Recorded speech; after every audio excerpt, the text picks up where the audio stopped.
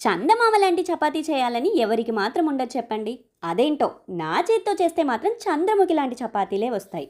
అవి తిని మా ఇంట్లో వాళ్ళు ఎక్కడ చంద్రముఖిలాగా మారిపోతారు అని చపాతీలు చేయడమే మానేసా. కట్టుకున్న వాడన్నా పిల్లాన్ని కష్టపెట్టడం ఎందుకులే అని కాంప్రమైజ్ అవుతాడు, కానీ కడుపున పుట్టిన వాళ్ళు మాత్రం కనికరం కూడా చూపించకుండా మనకి రాందే చేసి పెట్టమంటారు. చందమామ దగ్గరికి కూడా వెళ్ళడం సాధ్యపడే ఈ రోజుల్లో చపాతీ చేయడం రాదంటే చమత్కారంగా ఉంటుందని ఈ చపాతీ మేకర్ కొన్నాను. ఇదిగోండి అమ్మాయిలు, రోటీ మేకర్లో చపాతీ చేయడం రాక సజ్జ మీద పడేసిన వాళ్ళు ఒకసారి దాని దుమ్ము దులపండి.